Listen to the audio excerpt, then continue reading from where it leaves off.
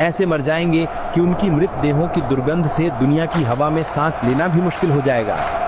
सुबह जब हजरत ईसा अलैहिस्सलाम और उनके साथी पहाड़ से नीचे उतरेंगे तो वे देखेंगे कि पृथ्वी पर एक बित्ते भर जगह भी खाली नहीं है जो याजूज और नाजूज की सड़ी गली लाशों से ना भर गई हो। जब उस असहनीय दुर्गंध में पृथ्वी पर सांस लेना भी कठिन हो जाएगा, तब हजरत ईसा अलैहिस्सलाम फिर से अल्लाह से दुआ करेंगे। तब अल्लाह ऊंट की गर्दन जितने बड़े बड़े पक्षी भेजेंगे। वो पक्षी याजूज और माजूज की करोड़ों लाशों को अपनी मजबूत चोंच से उठाकर अल्लाह जहां चाहे वहां फेंक देंगे। जब पृथ्वी लाशों से मुक्त हो जाएगी, लेकिन तब भी हवा में दुर्गंध और जमीन पर उनके खून के धब्बे लगे रहेंगे, तब अल्लाह ऐसी रहमत की बारिश भेजेंगे जो इससे पहले किसी ने नहीं देखी होगी। वो जोरदार बारिश पृथ्वी के हर कोने, हर घर बार, हर गली कूचे को इस तरह धो देगी कि पृथ्वी फिर से आईने की तरह साफ और पवित्र हो जाएगी। याजूज और माजूज का फितना खत्म होने के बाद हजरत ईसा अलैहिस्सलाम के नेतृत्व में पृथ्वी पर शुरू होगा वो असली शांति का युग, जिसे अक्सर स्वर्णिम युग कहा जाता है। अल्लाह जमीन को उसकी सारी बरकतें वापस लौटाने का आदेश देंगे।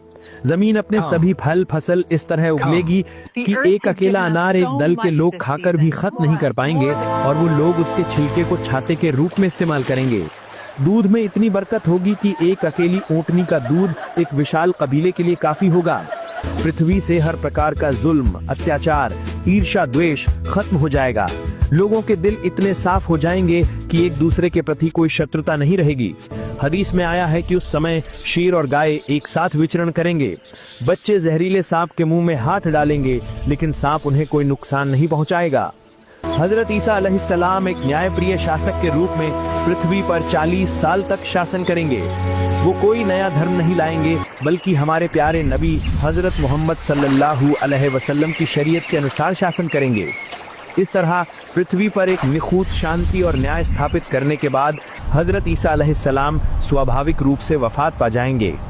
मुस्लिम उनके जनाजे की नमाज अदा करेंगे और हमारे प्यारे नबी हजरत मोहम्मद सल्लल्लाहु अलैहि वसल्लम के रोज़े के पास ही उन्हें दफनाया जाएगा। हजरत ईसा अलैहिस्सलाम की वफात के बाद पृथ्वी पर फिर से धीरे धीरे विपदा उतरनी शुरू हो जाएगी।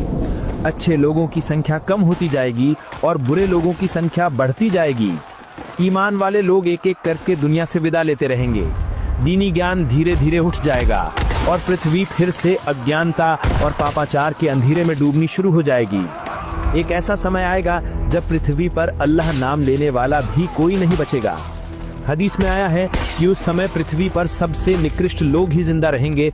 वे जानवरों की तरह निर्लज्जता से खुलेआम सड़कों पर खड़े होकर बुरे कामों में लिप्त होंगे और उन्हीं के ऊपर कयामत आएगी।